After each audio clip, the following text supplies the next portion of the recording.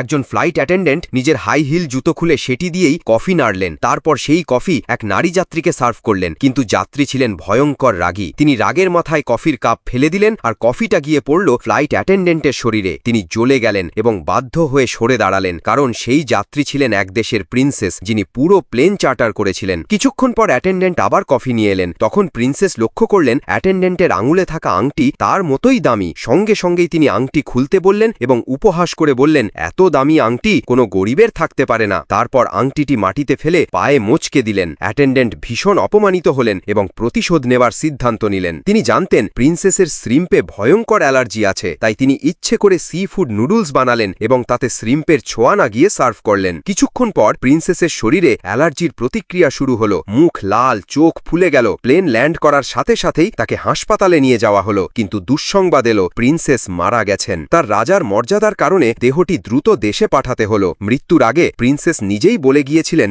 আমার দেহ শুধু ওই ফ্লাইট অ্যাটেন্ডেন্ট একা এসকর্ট করবে। অ্যাটেন্ডেন্ট অস্বীকার করতে পারলেন না। তিনি প্লেনের শেষ সিটে বসেছিলেন। হঠাৎ প্রবল টার্বিউলেন্স হলো আর তাঁবুত থেকে প্রিন্সেসের দেহ মেঝেতে পড়ে গেল। অ্যাটেন্ডেন্ট আতঙ্কে কাঁপতে লাগলেন। মনে হলো প্রিন্সেসের আত্মা এখন প্রতিশোধ নিতে এসেছে। তিনি ককপিটে সাহায্যের জন্য দরজা পেটালেন, কিন্তু কোনো সাড়া পেলেন না। শেষে কুড়াল দিয়ে কেবিনের কাঁচ ভেঙে ফেললেন। ক্যাপ্টেন ভেবেছিলেন অ্যাটেন্ডেন্ট পাগল হয়ে গেছে, তাই তাকে বেঁধে রাখা হলো। তাঁবুত তার সামনে রাখা হলো। আর তখনই ঘটল সবচেয়ে ভয়ঙ্কর দৃশ্য। যখন প্লেন ল্যান্ড করল, প্রিন্সেসের বডিগার্ড ভেতরে এলেন। অ্যাটেন্ডেন্ট মাটিতে পড়েছিলেন নিথর। টিকটকে লাইক ভিউজ কিনতে চাইলে এই নাম্বারে হোয়াটসঅ্যাপ করুন।